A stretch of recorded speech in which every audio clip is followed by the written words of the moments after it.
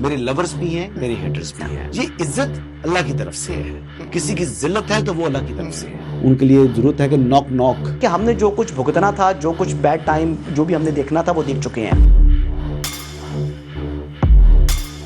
حسن ایوب خان کے تمام دیکھنے والوں کو السلام علیکم. ناظرین، ملٹیپل سٹوریز کے ساتھ آپ کی خدمت میں حاضر ہوں. سب سے پہلی خبر، علیمہ خان کے دونوں صاحبزادے شاہریز اور شیر شاہ دونوں کو گرفتار کر لیا گیا ہے. اور پاکستان تحریک انصاف کے حمایت یافتہ جو سوشل میڈیا ایکٹیوسٹ ہیں وہ یہ سوال اٹھا رہے ہیں کہ آخر 2.25 سال کے بعد 9 مئی کے مقدمات میں علیمہ خان کے صاحبزادوں کو کیوں گرفتار کیا گیا ہے. ایک تو یہ سٹوری ڈسکس کریں گے. دوسرا جو سہیل وڑائچ صاحب کا جو معاملہ ہے اس پر بھی بات کریں گے. اور آخر میں جو پاکستان تحریک انصاف کی جانب سے جو سیاسی کمیٹی ہے انہوں نے محمود اچکزئی کو بطور اپوزیشن لیڈر ماننے سے انکار کر دیا ہے. یعنی مبہم الفاظ میں لیکن عملی طور کے اوپر عمران خان کے احکامات کو ردی کی ٹوکری میں پھینک دیا ہے. اور تو یہ کیوں پھینکا ہے؟ تو ان 3 ٹاپکس کے اوپر آج ہم نے بات کرنی ہے. لیکن سب سے پہلے بڑھتے ہیں علیمہ خان صاحبہ کے صاحبزادے شاہریز اور شیر شاہ کی گرفتاری سے متعلق. اور ویسے تو جو سوال اٹھا رہے ہیں پاکستان تحریک انصاف والے اور ان کے سوشل میڈیا ایکٹیوسٹ، وہ یعنی سننے میں تو بڑا فطری سوال لگتا ہے کہ جناب آخر 2 سال کا انتظار کیوں کیا گیا. یہ سوال میرا بھی ہے. آخر 2 سال کا انتظار کیوں کیا گیا؟ ان کو پاکستان سے باہر کیوں جانے دیا گیا؟ اور پھر پاکستان سے جب وہ اندر آئے تو انہیں گرفتار کیوں نہیں کیا گیا؟ تو یہ چند سوالات ہیں جن کے جواب جو ہے وہ تلاش کرنے چاہیے. لیکن جس طریقے سے، جس انداز سے پاکستان تحریک انصاف والے کہ کیونکہ 2.25 سال کی تاخیر ہو چکی ہے تو اب گرفتار نہیں کیا جا سکتا یا کرنا درست نہیں ہے، یہ کہنا قانوناً غلط ہے. کیونکہ جب کرمنل کیس ہو تو کبھی بھی کرمنل کیس ٹائم بار نہیں ہوتا. یہ کوئی سول کیس تھوڑی ہے کہ اس میں آپ کے پاس اپیل کا حق ختم ہو گیا یا ایک ٹائم کے اندر آپ نے وہ کیس فائل کرنا ہو. جب کرائم کمٹ کیا ہے تو اس کا کانسیکوینس ہے اور اس میں کوئی ٹائم کی لمٹ نہیں ہوتی. فوجداری مقدمات میں کبھی بھی وقت کی قدغن نہیں ہوتی. ایک قتل اگر 15 سال پہلے ہوا ہے اور آج اس کے قاتل کے حوالے سے کچھ شواہد آگے ہیں تو پھر آپ نے اس کو پکڑنا ہے. تو یہ تو سوال یہ ہے کہ جو انویسٹیگیشن SSP انویسٹیگیشن ہے متعلقہ، اب وہی بیان کریں گے جو ان کی گرفتاریوں کو کنفرم بھی کر رہے ہیں لاہور کے، کہ بھئی آخر اب کیوں ان کی گرفتاری ڈالی گئی ہے، اب کیوں گرفتار کیا گیا ہے. آپ یقینی طور کے اوپر استغاثہ کو اپنا کیس ثابت کرنے کے لیے جان لگانی ہوگی، ایویڈنس دینا ہوگا اور کوئی ایسا سبسٹنس سرفیس کے اوپر لے کر آنا ہوگا جو ان کے کیس کو سپورٹ کر سکے. اور اگر سپورٹ نہ کر سکے تو ڈیفینیٹلی اس کیس میں ایکوٹل ہو جائے گا. تو یہ تو چیز بڑی واضح ہو چکی ہے کہ سم ٹائمز دیکھیں اب شیر افضل مروت تک بھی جو کہ پاکستان تحریک انصاف سے وابستہ ہیں اور یہ خاکسار بھی شیر شاہ سے متعلق تو باتیں کر رہے تھے ہم لوگ. اور میں نے تو متعدد مرتبہ کہا کہ علیمہ خان صاحبہ کا قلعہ مضبوط ہے کہ ان کے بیٹے جاتے بھی ہیں آتے بھی ہیں، کوئی ان کے اوپر ہاتھ نہیں ڈالتا. تو پھر آخر میں نے کہا، میں یہ بھی کہتا تھا کہ کوئی نہ کوئی تو ہے جو ان کو پروٹیکٹ کر رہا ہے. تو وہ پروٹیکشن کیوں ختم ہو گئی؟ یہ اب $1 ملین کوسچن ہے اور یہ آج سے میں اس کو تلاش کرنے کی کوشش کروں گا. اس وقت تک میں نے اپنے گھوڑے دوڑائے لیفٹ رائٹ، اور جو میرا مین گھوڑا ہے وہ آج کل بیمار ہوا ہوا ہے اور وہ اس کو میں نے ریسٹ دیا ہوا ہے. لیکن بہرحال اللہ کا شکر ہے. وجہ کیا بنی یہ بتا دوں کہ اسلام آباد میں اپارا کے اطراف میں کوئی تعلق نہیں ہے علیمہ خان کا. علیمہ خان کے جو تعلقات ہیں، جو ان کا قلعہ تھا، وہ اپارا اور اسلام آباد کے ارد گرد نہیں ہے، وہ کوئی اور پنجاب کے اندر ہی کسی جگہ پر وہ موجود ہے. تو اب کس طریقے سے پروٹیکشن مل رہی تھی اور وہ پروٹیکشن کیوں ختم ہو گئی ہے، یہ ایک کوسچن ہے. یا یہ پروٹیکشن ختم ہو گئی ہے یا یہ ڈرائی کلیننگ ہے. یہ بھی چند سوالات ہیں جن کے جواب تلاش کر کے انشاءاللہ اپنے ویورز کے پاس میں ٹھوس اور کانکریٹ انفارمیشن لے کر آؤں گا.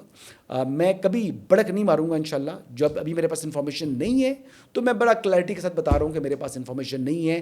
آخر کیا وجہ بنی؟ یہ پتہ ہے کہ ان کا قلعہ کون تھا، لیکن یہ پتہ نہیں ہے کہ اب قلعہ موجود ہے یا قلعہ ہی ان کو دوبارہ پروٹیکٹ کرنے کے لیے ڈرائی کلین کرنا چاہ رہا ہے. تو یہ خبر تلاش کرنی ہے جی.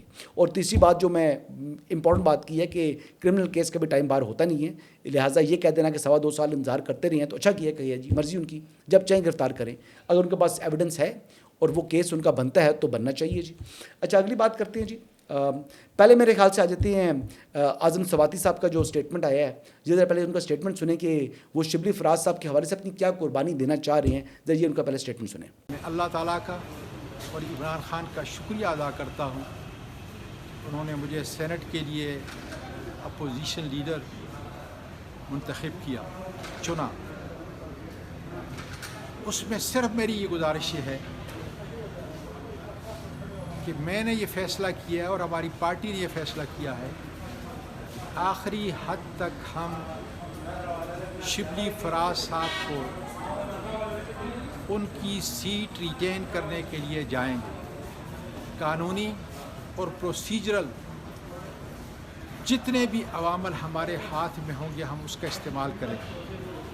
اور پھر میں انتہائی ادب کے ساتھ گزارش کر رہا ہوں، میں کوشش کروں گا کہ عمران خان سے میری ملاقات ہو جس میں یہ کہوں کہ ہم اسی قانون اور آئین کی پاسداری کے لیے اور شبلی فراز کی عزت کے لیے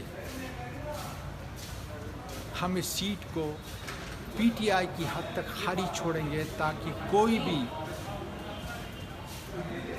opposition leader P T I کا کم از کم جو باقی عرصہ ہمارا رہتا ہے اس میں نہ ہو. ہم یہ میسج دیں کہ ہم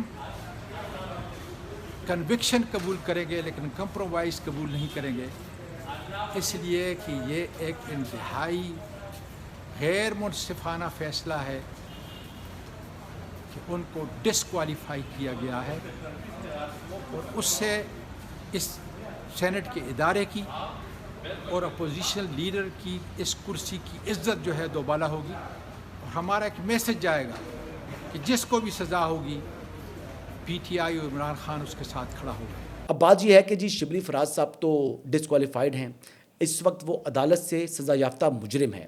اسی طرح عمر ایوب نااہل بھی ہیں اور عدالت سے سزا یافتہ مجرم ہیں. تو اب یہ دونوں، ایک leader of the opposition in national assembly Umar Ayub صاحب تھے اور ایک شبلی فراز صاحب تھے. تو اب یہ کہتے ہیں جی کہ ہم ان کے جو حق کے لیے جب تک جو ہے وہ وہاں سے ہمیں کلیئرٹی نہیں آتی، یہ مزید انتظار کرنے کے لیے تیار ہو چکی ہے پاکستان تحریک انصاف کی قیادت. یہ کوئی انتظار کرنے کے لیے تیار نہیں ہوئی. بیسکلی محمود خان اچکزئی صاحب کا پتہ صاف کیا جا رہا ہے. محمود خان اچکزئی کو بطور اپوزیشن لیڈر یہ پسند نہیں کر رہے، ان کو قبول نہیں کر رہی پاکستان تحریک انصاف کی پوری جماعت، اور عمران خان کے فیصلے کو ردی کی ٹوکری میں پھینک رہے ہیں. اور عمران خان صاحب سے جو پاکستان تحریک انصاف کی جو سیاسی کمیٹی یا قیادت ہے وہ ڈسٹنس کرتی ہوئی دکھائی دے رہی ہے، تو وہ بالکل ٹھیک کر رہی ہے، کیونکہ عمران خان صاحب تو خود نااہل ہو چکے ہیں. تو نااہل شخص کی باتیں کیوں سنیں جب عدالت اس کو کہہ رہی ہے کہ تم نااہل ہو؟ پاکستان کے قانون کے مطابق آج عمران احمد نیازی کونسلر تک منتخب نہیں ہو سکتے. ہاں لیکن وہ اڈیالہ کے بلا مقابلہ چانسلر ہیں اور ان کے اس عہدے کو کوئی خطرہ نہیں ہے. میں کو پہلے بھی بتا چکا ہوں اور آج پھر یہ بات ریپیٹ کر رہا ہوں کہ عمران خان صاحب کے سے اب ان کے جو فیصلے ہیں وہ ردی کی ٹوکری میں جا رہے ہیں. لیکن اب دیکھتے ہیں کہ عمران خان صاحب بھی کس طرح سرنڈر کرتے ہیں اپنی پارٹی کے سامنے، کیونکہ پارٹی نے خود ہی یہ فیصلہ کر لیا ہے جی کہ ہم یہ ان عہدوں کو خالی چھوڑیں گے، یعنی عہدوں کو خالی چھوڑیں گے اور عمران خان کی بات کو نہیں مانیں گے. تو جو ہمارے اعظم سواتی صاحب ہیں وہ بظاہر قربانی دے رہی ہیں لیکن پارٹی کے سامنے وہ مجبور ہو چکے ہیں، اور سینٹ میں جو قائد حزب اختلاف کا عہدہ ہے وہ کہہ رہے ہیں کہ عمر ایوب تک کے فیصلے تک ہم خالی چھوڑیں گے. اب فیصلہ کیسے ہوگا بھائی؟ سرنڈر انہوں نے کیا نہیں ہے تو ان کی اپیلیں تو لگ ہی نہیں سکتی. تو یہ تو انشاءاللہ فائنلٹی اختیار کرے گی اور یہ 10 سال کی سزائیں برقرار رہیں گی جب تک اس وقت تک ایک کسی کنوکٹ نے، جس کو عدالت نے سزا سنائی ہے، چاہے وہ زرتاج گل صاحبہ ہیں، چاہے وہ جو آلریڈی گرفتار ہیں وہ گرفتار ہیں، لیکن احمد چٹھا کو دیکھ لیں، عمر ایوب کو دیکھ لیں، صاحبزادہ حامد رضا کو دیکھ لیں، ان میں سے کسی شخص نے گرفتاری نہیں دی. شبلی فراز صاحب نے گرفتاری نہیں دی اور یہ گرفتاری دینے کی ان کی نیت بھی دکھائی نہیں دے رہی. تو مجھے تو یہ لگتا ہے کہ یہ جو مجرم ہیں یہ اپنی سزا سے فرار اختیار کر رہی ہیں اور یہی ان کا قانون کا احترام ہے اور یہی کہتے ہیں کہ انصاف کی تحریک ہے. انصاف کی عدالتیں فیصلہ سناتی ہیں اور یہ اس پر عمل درآمد کے اندر خود سب سے بڑی رکاوٹ ہے. اور ان کی خواہش ہے کہ کسی طریقے سے باروباری باری جناب ہماری جو سینٹنس ہے وہ سسپینڈ ہو جائے اور ہمیں جیل نہ جانا پڑے. تو ایسا تو ہوگا نہیں، سرنڈر تو آپ کو کرنا پڑے گا.